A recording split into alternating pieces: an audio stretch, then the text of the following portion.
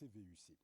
Augustin Tamba est l'invité d'actualité hebdo ce soir. Monsieur le maire, bonsoir. Bonsoir. Alors, est-ce que vous aussi, à la base, vous sentez qu'on accélère véritablement la décentralisation?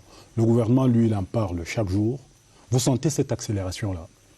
Alors, je voudrais d'abord dire que la commune étant la plus petite entité administrative de proximité, je voudrais même dire un gouvernement local, un mini-gouvernement local, nous ressentons plus la pression de la société et des problèmes des populations. C'est la raison pour laquelle nous saluons l'ensemble des mesures. Le code relatif au processus de décentralisation est bon, il est achevé. Il y a un certain nombre de mesures d'accompagnement que nous attendons. Donc nous sommes impatients de voir les choses s'accélérer. Qu'à cela ne tienne, nous apprécions ce qui est fait et nous demandons tout simplement un coefficient d'accélération plus important. Quand la population, quand elle entend décentralisation, quand elle vous interpelle, cette population-là, par exemple, au niveau de la région du centre ou de la commune de Yaoundé 7e, quand elle vous dit la décentralisation, c'est pour quand? Vous répondez quoi? Alors, je crois qu'il y a aussi, il faudrait dire, il y a des malentendus, des incompréhensions et des mélanges. Il y a aujourd'hui une décentralisation qui avance. On a annoncé à grande pompe le transfert des compétences. Absolument. Et il y a comme une confusion dans l'esprit des populations qui pensent que transfert de compétences égale transfert de ressources. Or, c'est le transfert de ressources aujourd'hui qui fait problème. Nous ne doutons pas que le gouvernement soit à l'œuvre et à la tâche au vu des prescriptions du chef du gouvernement. À travers le dernier conseil de la décentralisation, nous espérons que nos attentes vont être comblées dans l'extrême urgence. C'est-à-dire qu'aujourd'hui, il y a un problème qui se situe au niveau du concret. C'est-à-dire que c'est le nerf de la guerre qui fait problème. Ah oui, c'est le nerf de la guerre qui fait problème, d'autant plus que aujourd'hui, les compétences sont là. Nous avons besoin de moyens, et d'ailleurs, c'est la raison pour laquelle, après le dialogue national, qui était d'ailleurs, la commission de la décentralisation était une commission vedette. Absolument, elle a été très suivie. Très suivie, et il y a eu des conclusions. Je crois qu'on demande 15% minimum pour d'affectation aux collectivités territoriales décentralisées. Je voudrais dire que c'est déjà un grand pas. Nous attendons avec impatience pour l'effectivité de ces transferts. Le ministre de la décentralisation porte-parole du gouvernement dans le secteur de la décentralisation avait confirmé que 2021 était effectivement le rendez-vous, l'année du rendez-vous de cette mise à disposition des 15%. C'est déjà quelque chose, nous ne revendiquons pas davantage. Vous savez, en Afrique du Sud, on est à 53%. Au Kenya, on est à 25%. Ailleurs, dans l'Afrique, la plupart des pays d'Afrique de l'Ouest, on est entre 30 et 40%. Donc, il faut déjà commencer quelque part, step by step. Nous allons pouvoir y arriver. Nous fondons tous nos espoirs. Et il n'y a pas que le problème des 15%. Je suppose qu'on reviendra là-dessus. Certainement. Alors, vous organisez ici dans la région du centre, et je précise que vous êtes le président pour la région du centre de l'Association des villes et communes unies du Cameroun. Donc, une journée de réflexion des maires des communes de la région du centre. Qu'est-ce que ça pourrait cacher, cette journée de réflexion-là? Alors, je voudrais dire qu'il n'y a pas de cachette dans cette réflexion. Nous avons été élus sur la base d'un programme. Et ce programme a été d'ailleurs largement publié. Nous avons, à l'issue du scrutin, demandé à l'ensemble des acteurs de la chaîne compétente, c'est-à-dire les responsables départementaux et les membres de notre bureau, de procéder à une réflexion stratégique complémentaire. Vous savez, l'action précédente, la réflexion précédente, l'action, il était tout à fait de bon ton qu'on finalise déjà notre réflexion de notre programme et mettre en place un dispositif de planification. Donc, nos échanges ont surtout porté sur cela. Alors, vous échangez au niveau de la région du centre, alors qu'au niveau de la tête même des CVUC, on en est encore à la recherche d'un président national. Vous vous activez déjà sur le terrain. C'est pour ça qu'on dit, qu'est-ce que ça cache? Alors, je vous vois arriver, M. Ibrahim. Je pense que les élections au niveau national vont arriver en son temps. nous ne sommes pas très inquiets par rapport à ça. L'équipe sortante est en train de s'organiser pour que cette élection se tienne d'après les informations que nous avons. Nous, à notre niveau, nous avons le devoir de travailler. Le monde ne s'arrête pas dans l'attente de l'élection de l'instance nationale. Au niveau des départements, les gens travaillent. Au niveau de chaque collectivité, chaque commune, chacun travaille. Chacun a un plan communal de développement à déployer. Nous pensons que nous n'allons pas attendre cette échéance pour rattraper les agendas internationaux. Dans l'intervalle, on travaille. On a été à l'ambassade de France pour une table ronde concernant le financement des collectivités territoriales décentralisées, l'amplification de l'économie sociale et solidaire, etc. Nous faisons également du lobbying pour que les 15% soient effectifs. Il y a le code spécial des marchés qui est en cours de rédaction et nous voulons amener notre empreinte là-dessus pour que les choses soient faites avec la participation des maires. C'est de ça qu'il s'agit. Nous sommes dans l'action. Nous sommes à la tâche, nous sommes dans notre avec rôle. ou sans un président national, on travaille. Avec ou sans président national, on travaille. Je pense que le moment venu, et d'ailleurs j'ai entendu qu'il y a des candidatures qui se sont déjà manifestées. Il y a d'autres qui vont se manifester probablement dans les prochains jours. Pas la vôtre. L'élection aura lieu. J'ai les mêmes droits que les 374 maires du Cameroun. La vérité, je ne suis pas en train d'annoncer une candidature ou de la dénoncer. Je dis tout simplement que le moment n'est pas venu de faire la comptabilité des recettes des candidats. Nous devons tirer, si j'avais quelque chose à ajouter, je dirais que nous devons tirer le meilleur profit de notre diversité socio-culturelle. Je ne souhaite pas, comme je l'ai entendu à d'autres occasions, c'est pas des propos de campagne, qu'il y ait des candidats, qu'il y ait des candidatures issues des régions, soutenues par des régions. Nous souhaitons qu'il y ait des candidatures qui s'adossent sur des programmes, qui s'adossent sur le profil des candidats, qui peuvent gérer l'entregent, qui peuvent mieux gérer les intérêts des collectivités. Le moment venu, on en parlera. Ce n'est pas des propos de campagne électorale. Ça ne peut pas être des propos de campagne électorale. Monsieur Augustin Tamba, maire de la commune de Yaoundé 7e et président pour la région du centre de l'Association des communes et villes unies du Cameroun, merci de rester avec nous tout au long de cette émission. Vous répondrez à nos questions, vous répondrez aux questions également que vous posent les internautes et nous allons nous donner le temps de vous les présenter tout à l'heure. Actualité Hebdo, sons et images de la semaine qui s'achève. Parole le ministre chargé de la décentralisation à l'issue des assises du comité national tenu sous la présidence du Premier ministre, chef du gouvernement. La semaine politique est signée Augustin Guizana. Décentralisation, élections régionales, barreau avec le décès du bâtonnier cette semaine. La semaine sociale, elle, c'est Franck Evina avec la rentrée scolaire, la lutte contre la pandémie du coronavirus et également un peu de football.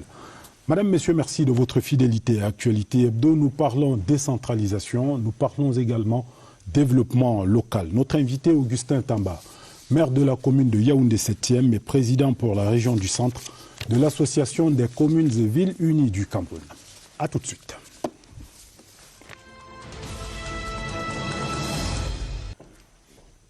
Monsieur le maire, vous avez donc réuni les responsables des communes de la région du centre ici à Yaoundé. Tout à l'heure, on disait qu'est-ce que cette réunion cachait.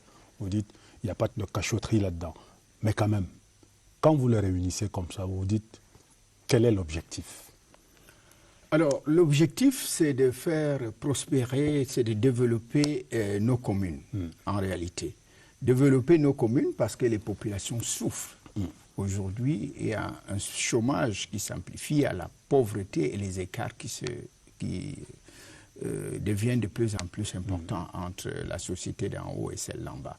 Le rôle du maire, qui est effectivement en bout de chaîne et en contact avec les populations, a le devoir et a la charge de pouvoir apporter des réponses aux différents problèmes des populations. Et comment on fait pour se mettre ensemble? C'est-à-dire commune de Yaoundé 7e, Yaoundé 3e, Olangina, Obala, etc., etc. Comment on fait pour se mettre ensemble? En réalité, chacun d'entre vous a son programme. Alors oui, c'est une bonne question. Les CVUC est une association qui intègre l'ensemble des maires du Cameroun, l'ensemble des communes du Cameroun. Et on a également la possibilité de se réunir en syndicat. Le syndicat peut être départemental, il peut être régional, il peut prendre même d'autres colorations interrégionales, interdépartementales, intercommunales, etc. Il y a beaucoup de modules qui peuvent se développer. Tout ceci va nous permettre de conjuguer des synergies collectives pour pouvoir arriver à réfléchir ensemble, à mettre des moyens ensemble, des moyens de réflexion, des moyens d'action pour apporter des réponses aux problèmes des populations. Il s'agissait surtout de faire le point, de faire le bilan de ce qu'il y a à faire, de peaufiner notre programme, comme je l'ai annoncé tout à l'heure, de planifier dans le temps. Vous savez, un mandat a une durée. Absolument. Et nous avons des comptes à rendre au bout. L'intercommunalité, donc, puisque c'est de ça qu'il s'agit, a un avantage.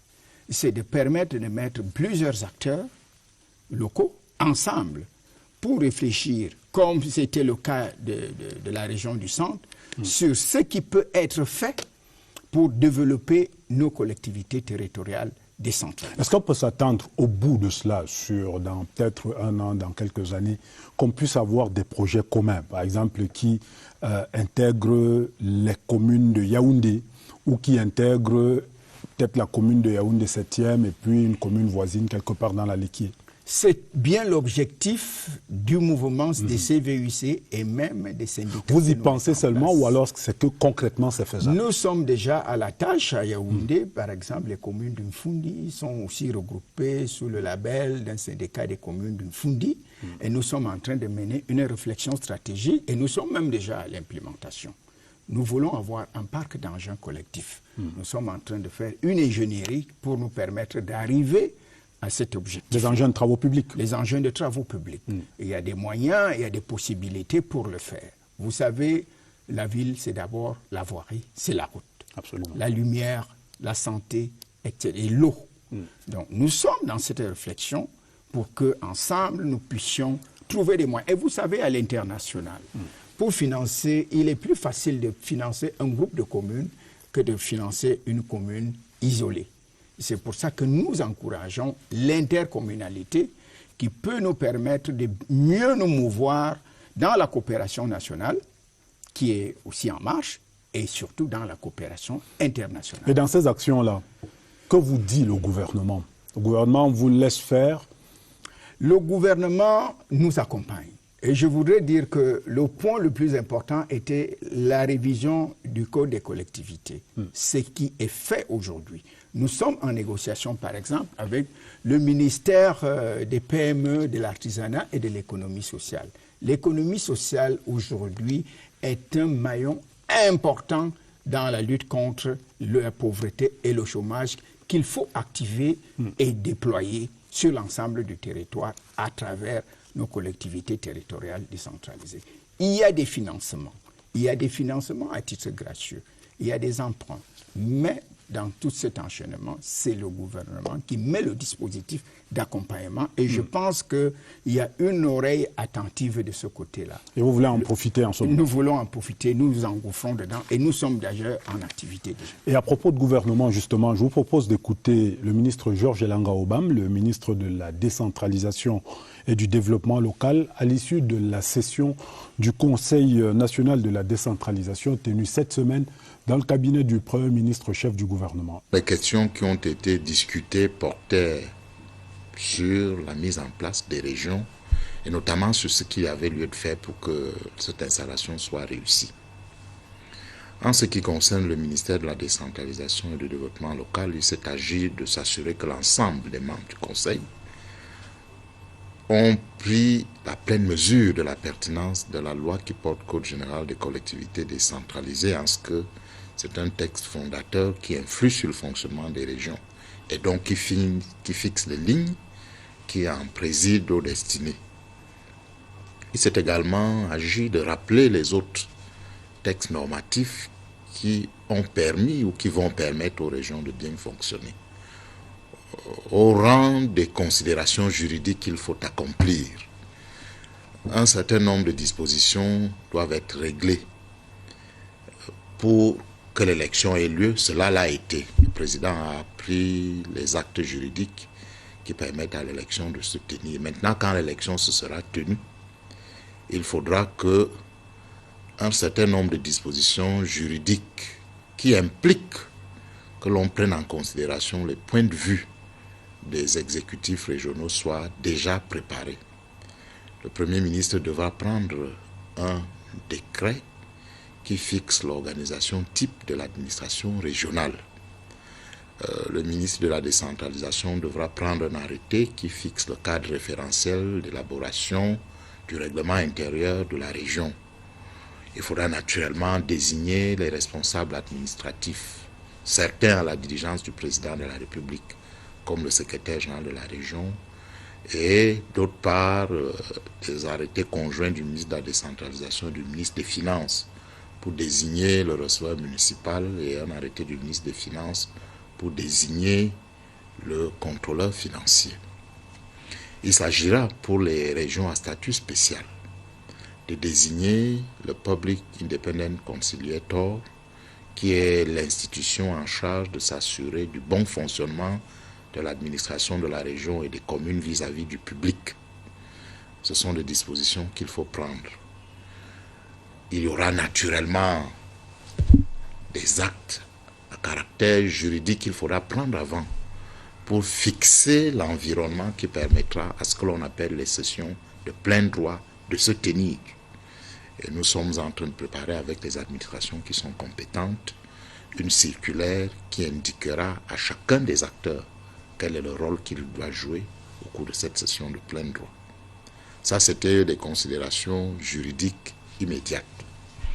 Il y a des considérations d'ordre financier qu'il faut réunir pour que les conseils régionaux se mettent en place.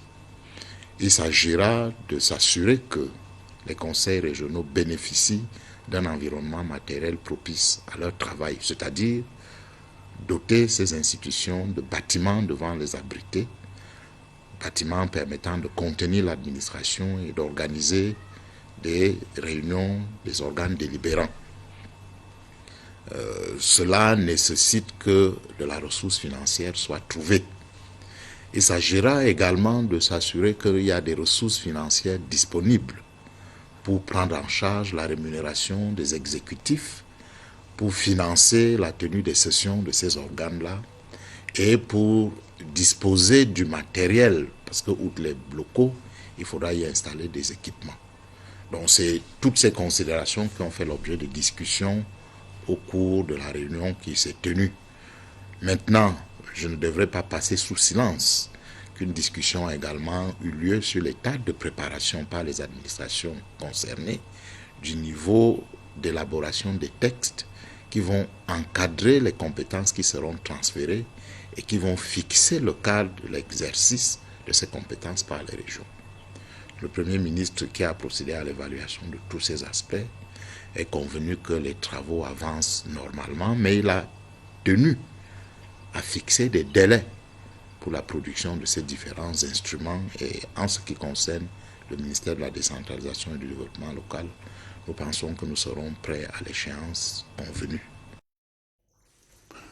Monsieur le maire, alors lorsqu'on écoute le ministre de la décentralisation, on s'interroge quand même sur la qualité de la ressource humaine qui va être la vôtre, aussi bien dans les mairies que dans les régions. Il y a du beau monde là, qu'on cite, qui va être mis à votre disposition. Mais vous savez très bien qu'en ce moment, on reproche aux mairies d'avoir du personnel de pas très bonne qualité. Alors oui, mais ça dépend. Le personnel de pas très bonne qualité, oui et non. Oui et non. Non, parce que à un moment donné, la commune était un peu l'instrument pour venir en aide à la société. Il y avait un peu de tout venant, on recrutait tout le monde pour faire le social. Ah, c'était la faute des maires. La vocation, ce n'était pas la faute des maires, c'était une orientation générale qui était faite pour pouvoir trouver une réponse à l'emploi. Et je n'ai pas de procès à faire à qui que ce soit, encore moins à l'État sur ce plan-là, parce que ça a quand même soutenu les familles à survivre. Alors, aujourd'hui, les choses ont évolué. La commune est considérée comme un moteur de croissance. Et quand on devient un moteur de croissance, même les orientations stratégiques d'émission de la commune changent et évoluent.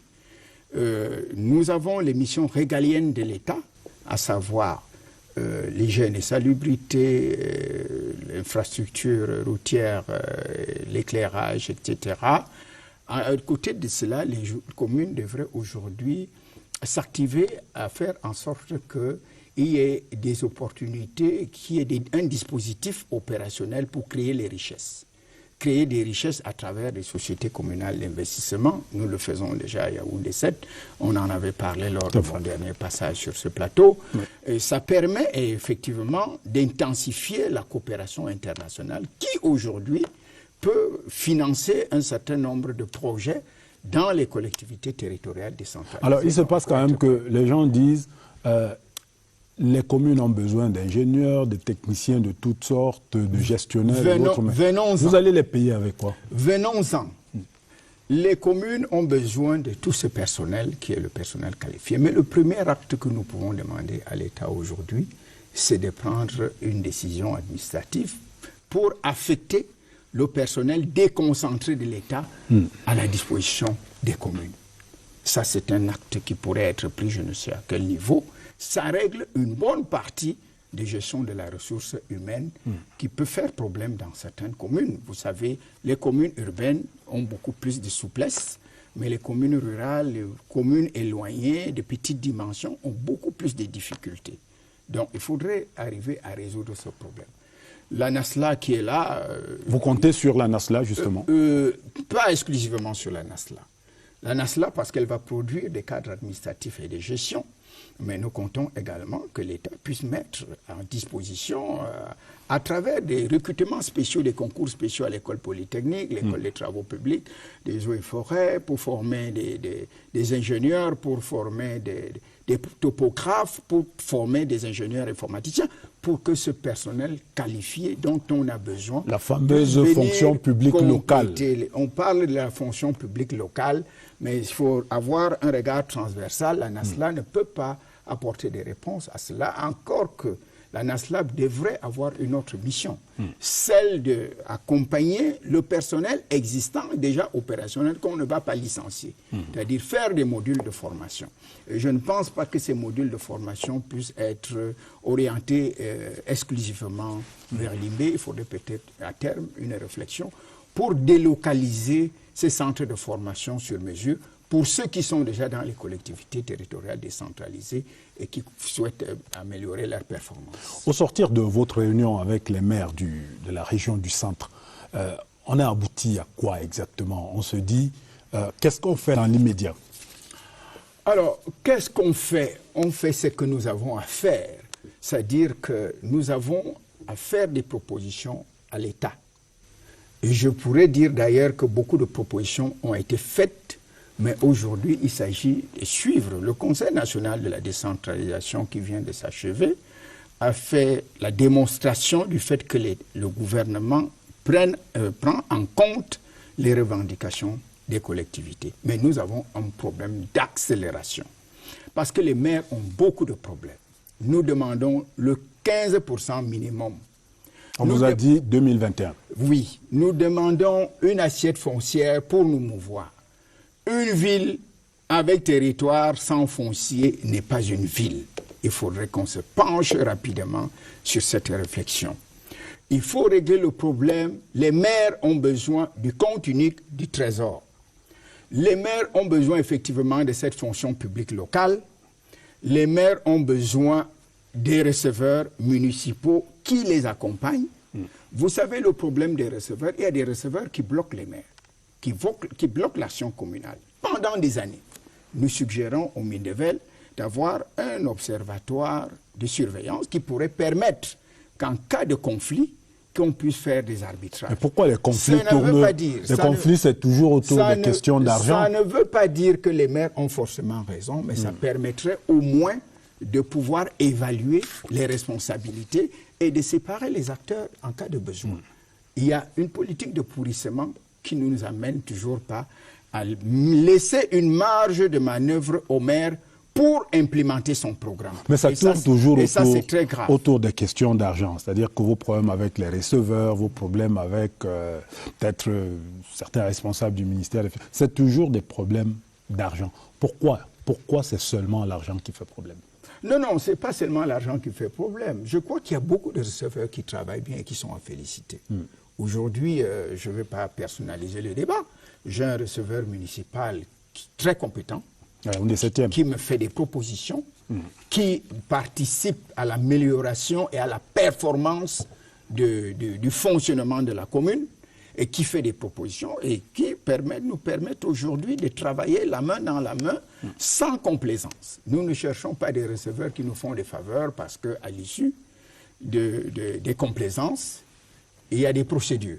Absolument. Je ne voudrais pas les évoquer sur ce plateau. Donc l'intérêt des maires, c'est d'avoir du personnel. Et en plus, dans les communes de moyenne dimension, des communes rurales, le receveur joue en même temps le rôle de contrôleur financier. Et c'est là que ça pose encore d'autres types de difficultés. Un receveur peut décider de bloquer l'action des maires et encore d'autres rentrent dans les chapelles politiques. Vous comprenez, ce n'est pas une affaire quand la politique s'en mêle d'argent, c'est une affaire je vous ai dit qu'il y a beaucoup de receveurs qui travaillent très bien, qui sont à féliciter. Peut-être il y a 15% de gangrène ou 20% qu'il faut extirper. Il faut un dispositif pour régler ces problèmes rapidement. C'est de ça qu'il s'agit. Monsieur le maire, voici la semaine politique de Actualité Hebdo. Elle a la signature de Augustin Guizane. Rentrée scolaire et Covid-19, il faut renforcer la vigilance. C'est la prescription du Premier ministre. Chief Dr Joseph John Gouté a demandé d'accroître la veille dans les établissements primaires et secondaires 5 jours après la reprise effective des classes pour l'année 2020-2021 sur l'étendue du triangle national. Les membres du gouvernement concernés ont pris bonne note. Bonne note aussi prise par le ministre de la Décentralisation et Développement local et les acteurs de la décentralisation. C'est au lendemain de la session du Conseil national de la décentralisation présidée par le chef du gouvernement. Le gouvernement de la République pourrait faire un effort d'accélérer la sortie de ces textes d'application-là pour libérer véritablement les communes, qu'on puisse juger le maçon au pied du mur. La semaine intense du Premier ministre l'a conduit également à l'évaluation des sites des compétitions du championnat d'Afrique des Nations et la Coupe d'Afrique des Nations que le Cameroun va organiser. Le président du comité national d'organisation a exhorté les ministres des Sports, de la Communication, les responsables des NIO, le délégué général à la Sûreté nationale, le président de la Fédération camerounaise de football, chacun dans son domaine, à redoubler d'ardeur au travail. Le CHAN et la CAN, des sports qui devraient renforcer le lien d'amitié entre le Cameroun et l'extérieur, à l'instar de celle qui lie notre pays à la France. En effet, 10 associations de la société civile ont reçu 251 millions de francs CFA de la France. L'appui a été remis par les soins de l'ambassadeur Christophe Guilou. Les 3 axes que nous avons mis en avant cette année, c'est l'environnement, la participation citoyenne et la paix. Nous consacrons sur 2 ans 263 millions de francs CFA à cela. Nous avons fait un appel à projet, nous avons recueilli les candidatures et nous avons recueilli plus de 550 candidatures. Entre-temps, la diplomatie parlementaire, le protocole, les TIC, la rédaction administrative étaient enseignés à 320 personnels de l'Assemblée nationale. C'est le déroulé du programme annuel de formation du personnel de la Chambre basse du Parlement. Nous devons, par la qualité du travail, faire un rendu des plus efficaces pour le bonheur des députés et de notre institution. D'une association à une autre, il n'y a qu'un pas à franchir. L'Association des communes et villes unies du Cameroun, branche de la région du centre, était en conclave vendredi. Son président Augustin Tamba a réuni les présidents des départements dans l'optique d'élaborer un plan stratégique pour l'année 2021, adossé sur la cartographie du potentiel socio-économique et culturel, les axes de coopération souhaités sur les plans national et international. Si l'élection du bureau régional de l'Association des communes et villes unies du Cameroun est dans le rétroviseur, celle des conseillers régionaux est en perspective. Le processus suit son cours avec le contentieux préélectoral annoncé devant les tribunaux administratifs. Les greffes de ces juridictions ont donc déjà reçu toutes les requêtes et les requérants devraient constituer des collèges d'avocats. Ce sera sans le bâtonnier Maître Charles Tchakounté, pâtier mort des suites de maladies en France. Triste fin de semaine pour le barreau du Cameroun. Retour sur ce plateau avec notre invité. Alors, monsieur le maire, on parlait tout à l'heure de la réunion que vous avez tenue ce vendredi avec les autres maires de la région. Vous tenez cette réunion entre vous, c'est un entre-soi de maires, ou alors vous intégrez vos partenaires traditionnels, à l'instar par exemple du FECOM ou autre entreprise publique locale ici? Alors, je voudrais dire que c'est entre les maires. Entre les maires parce qu'on a parlé de stratégie, on a parlé de planification, on parlera certainement de projets. Il s'agit d'abord de nous organiser entre nous avant de nous orienter vers le gouvernement et vers des institutions spécialisées telles que le FECOM, le Crédit Foncier, et le gouvernement bien entendu. Je voudrais d'ailleurs profiter de cette opportunité pour dire que nous avons un intérêt à travailler dans cette réflexion, aider les communes qui ont quelques faiblesses à monter les projets, à structurer. Nous avons des cabinets qui nous accompagnent. Ces cabinets peuvent se joindre à nous lorsque nous faisons ce type de rencontres pour essayer d'exorciser, d'essayer de comprendre qu'est-ce qui fait problème. Et une fois cette réflexion achevée, chaque commune a un plan communal de développement. Et un PIA, c'est-à-dire un plan annuel d'investissement. Et alors, chacun rentre dans ses spécificités. Le mouvement ne va pas gérer les collectivités territoriales, les communes des uns à la place des autres. Chacun reste autonome. Chacun reste autonome, mais c'est ce mouvement collectif, ces problèmes d'ensemble que nous avons, les mêmes difficultés que nous essayons de régler, d'organiser le plaidoyer. De façon collective. Oui, de façon collective. Il faut organiser le plaidoyer. C'est pour ça qu'à la tête de ces mouvements, il faut des personnes d'un profil particulier qui ont de l'entre-gens, qui ont un engagement citoyen, qui sont dévoués à la tâche pour régler, accompagner les autres. Et c'est un peu sur cette base que nous faisons le travail. Je voudrais également profiter de cette opportunité. Parlant des partenaires, vous avez évoqué le FECOM. Le FECOM s'est modernisé aujourd'hui, il faudrait le dire, parce qu'il a multiplié les guichets pour permettre aux communes d'être performantes sur le plan économique.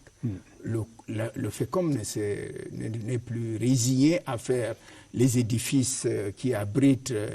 Construire les mairies. Construire les mairies. Aujourd'hui, le FECOM a des guichets spéciaux qui financent les projets à valeur ajoutée. Et ça, il faut saluer cette initiative. Il faut monter à la seule différence qu'il y a un problème de financement des études. Le FECOM ne finance pas encore les études. Nous pensons que le gouvernement réfléchira à propos pour accompagner les maires dans le financement des études. Il y a des programmes spéciaux tels que la promotion du logement en zone urbaine et en zone rurale. Vous savez qu'il y a un certain nombre de fonctionnaires qui sont affectés dans des régions reculées. Donc, les fameuses cités municipales. Oui, le Crédit Foncier et le FECOM ont mis un dispositif d'accompagnement efficace.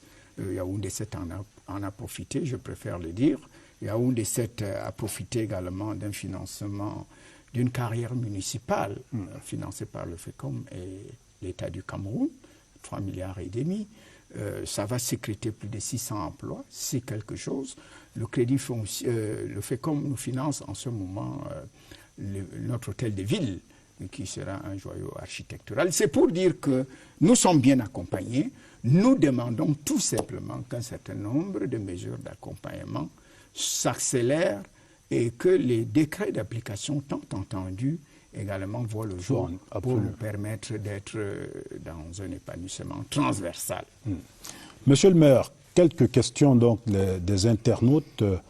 Je commence par Brigo Kelef qui dit, d'après vous, quel serait le profil d'un bon président de région? Vous voyez qu'on a basculé là, on est dans les régions. Alors, je voudrais d'abord comprendre et dire que la région... Vous serez électeur.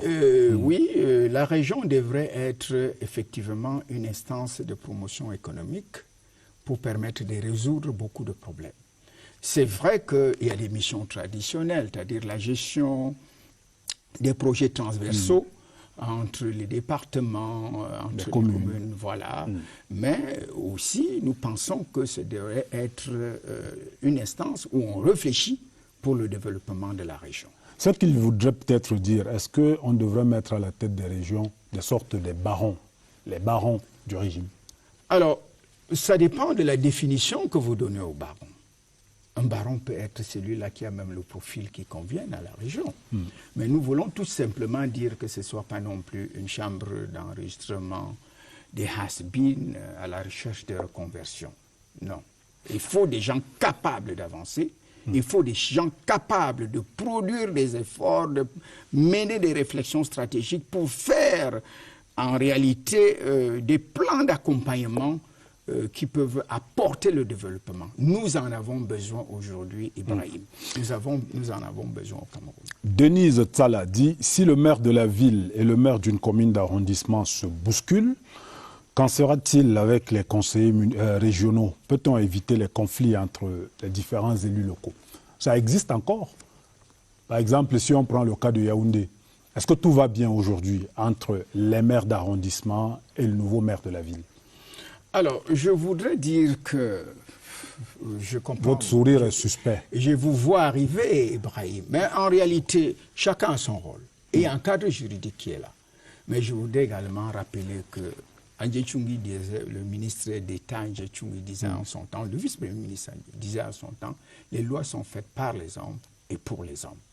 Je crois qu'il faut une souplesse, une dose de flexibilité dans l'organisation et l'accompagnement des populations dans une ville comme Yaoundé. Et que chacun reste dans son couloir aussi? Tout le monde peut rester dans son couloir, mais il faut des actions collectives, il faut un cadre de synergie pour permettre que les choses se passent, que les gens travaillent ensemble.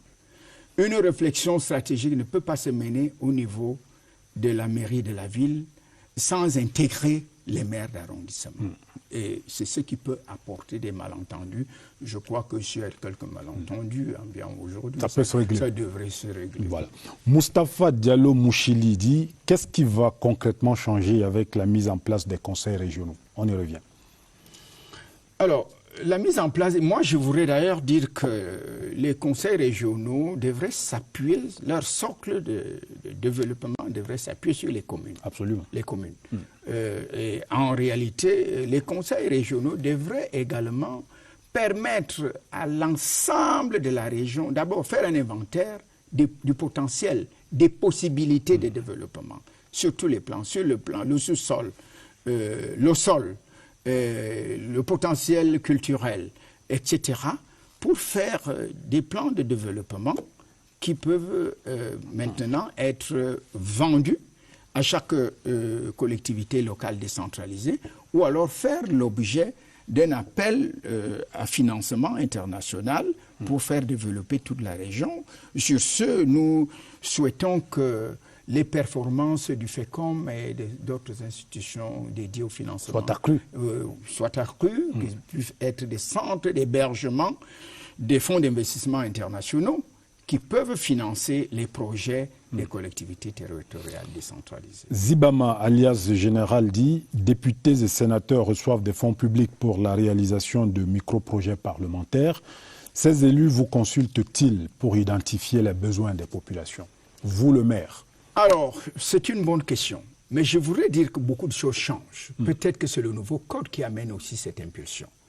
Les parlementaires ont initié un mouvement pour l'action d'amplification des PME, des projets à valeur ajoutée, dirigés par Honorable Melingui, qui est une excellente initiation.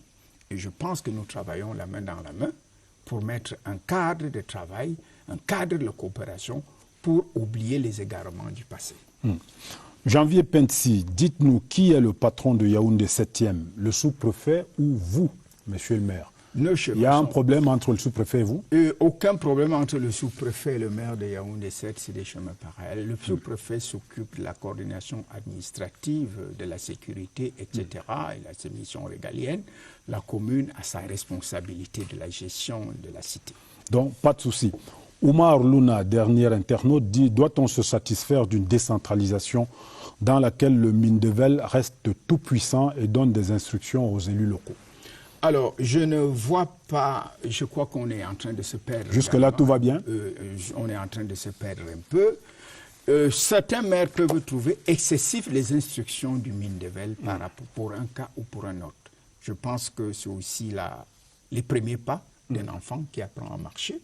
Le Mindevel, c'est un ministère qui vient d'être créé. La décentralisation accélérée est en marche. Il y a quelques malentendus qui peuvent arriver.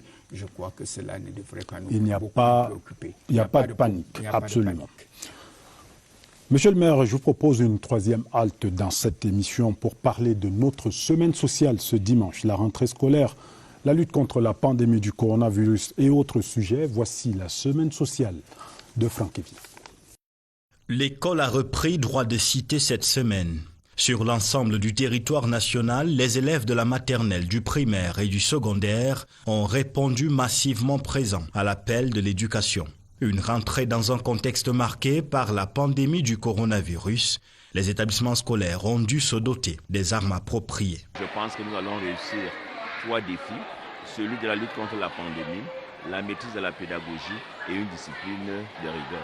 Ma mère prend bien les mesures, m'achète le cache-nez, le gel, les trucs que je dois utiliser pour ne pas attraper le corona à l'école. Le gel que je ne peux donc pas les contaminer. Pour la matinée, nous aurons les 6e, les 5e et les 4e.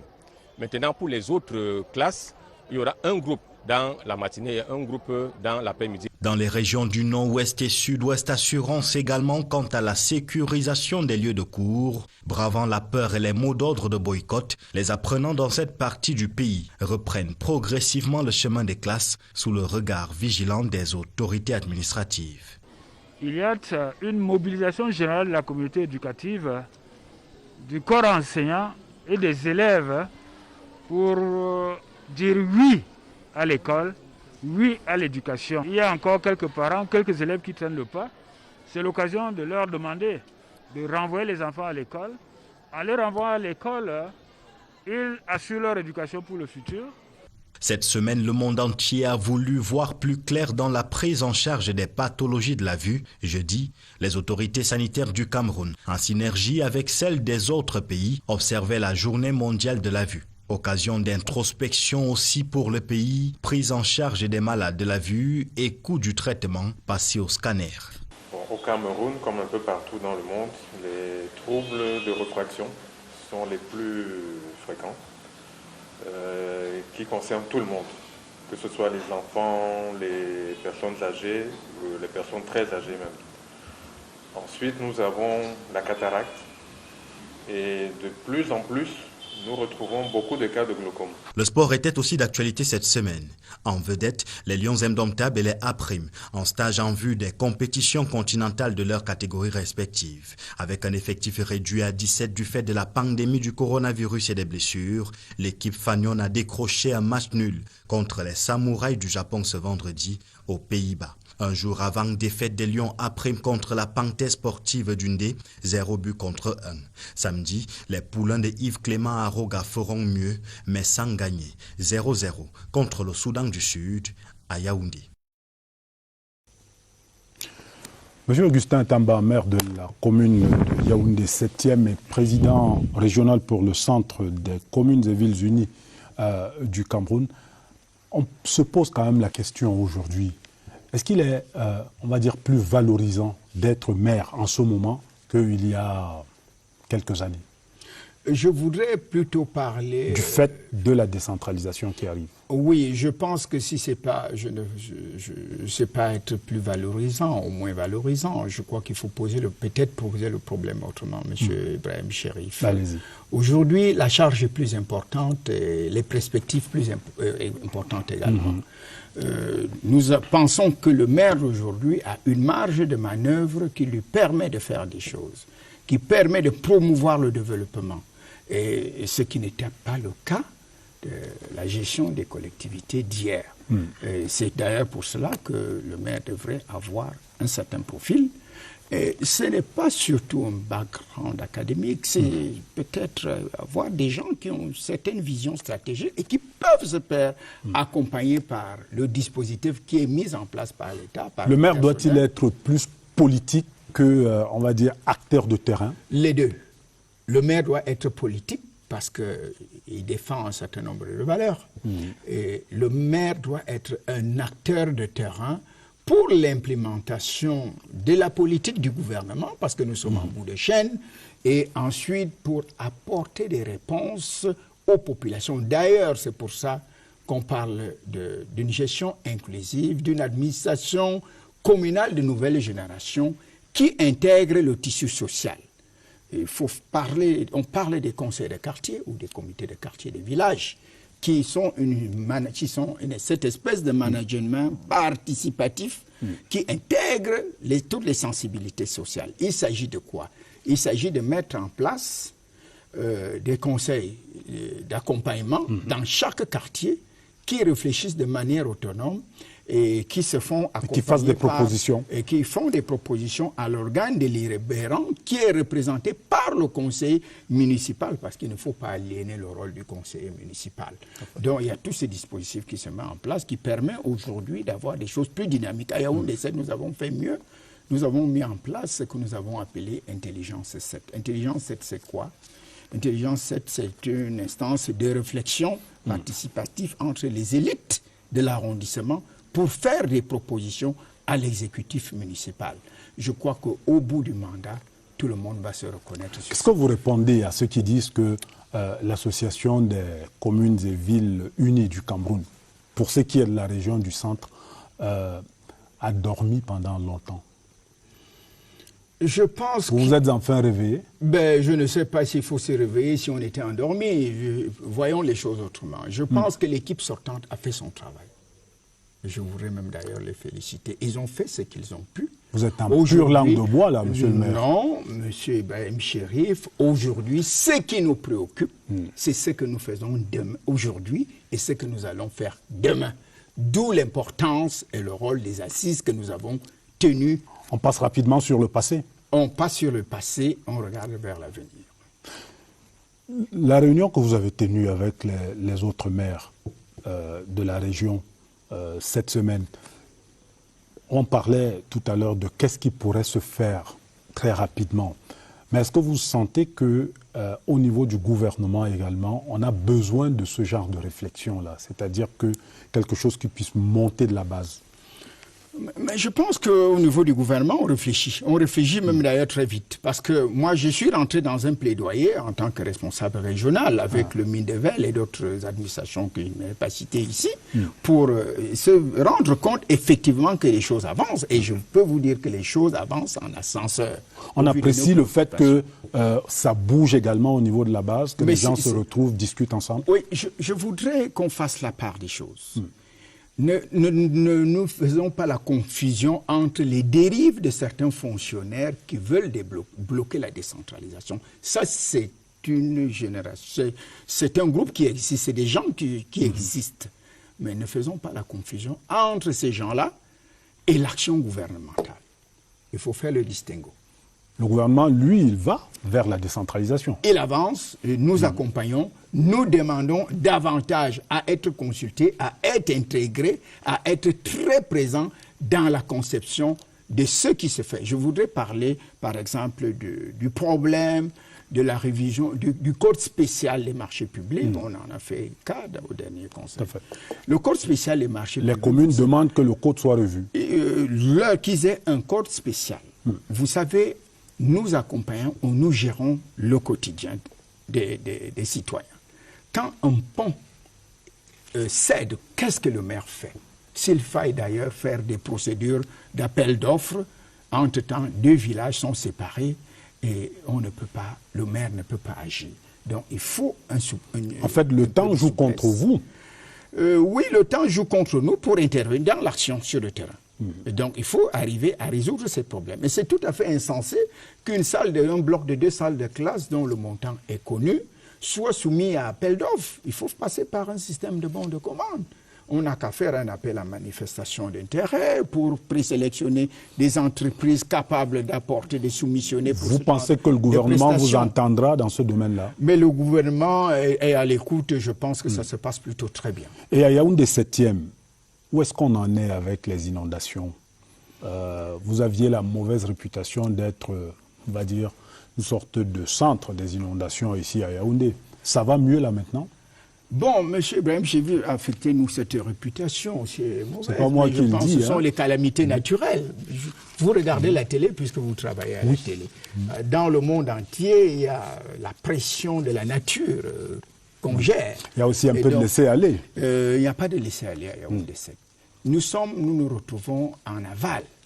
Vous savez, il y a une chaîne de montagnes autour de Yaoundé. On parle de Yaoundé, la ville aux 7 collines. Alors, Yaoundé, le siège de la commune de Yaoundé 7 se trouve aujourd'hui un peu au bas des collines, et avec les précipitations actuelles et l'incivisme également des ménages et des citoyens, il y a toujours engorgement qui occasionne des bouchages des exutoires, des exutoires chargés d'assurer les évacuations des eaux de ruissellement, et ça provoque des inondations, c'est-à-dire les rivières sortent de leur lit et inondent les quartiers. Mais là, ça va mieux maintenant, non? L'administration communale. Nous essayons de faire de notre mieux, mais je voudrais également profiter de cette opportunité pour dire que les communes doivent avoir un arsenal d'intervention. C'est pour ça que l'ensemble, nous, dans notre syndicat des maires du Mfundi, nous demandons que l'État nous accompagne. Vous avez besoin d'engins. Pour l'acquisition des engins qui peuvent nous permettre d'apporter des réponses à ce type de préoccupations. Monsieur Ibrahim Chérif. Les communes, juste pour sortir comme ça, elles marcheront, elles réussiront ensemble ou ne réussiront pas du tout? C'est de ça qu'il s'agit? Non, on ne peut pas tout mélanger.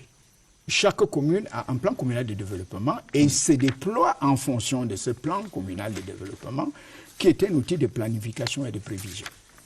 Et maintenant, ensemble, nous voyons les spécificités et ce qui est le dominateur commun qui peut nous amener à nous réunir et à trouver des solutions d'ensemble. C'est de ça qu'il s'agit.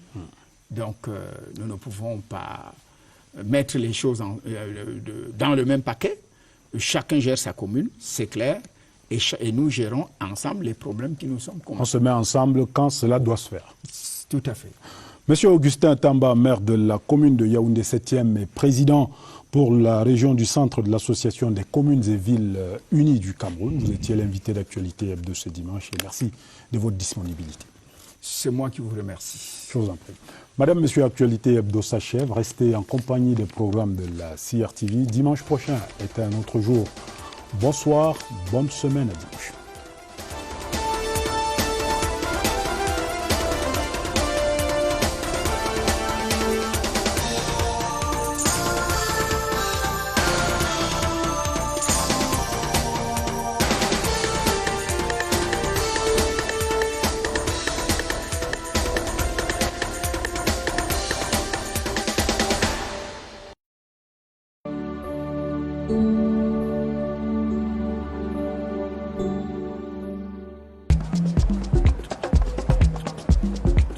avec un Xbet. Et vous? Il gagne avec un Xbet. Et vous? Il gagne avec un Xbet. Et vous? Un Xbet, Bookmaker Company.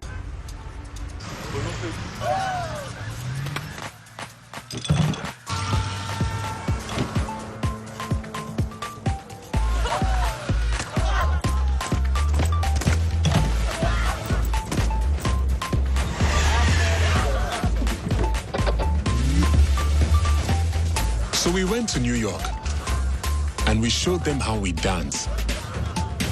But they never really got the moves until we gave them a motique.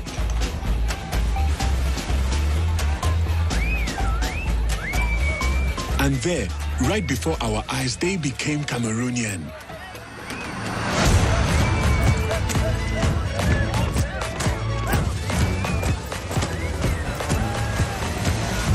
Which goes to show, when you put Mutik in, the true flavor of Cameroon comes out. And back home, we were heroes. Your aspiration of making a lifetime career in the marine and fisheries sector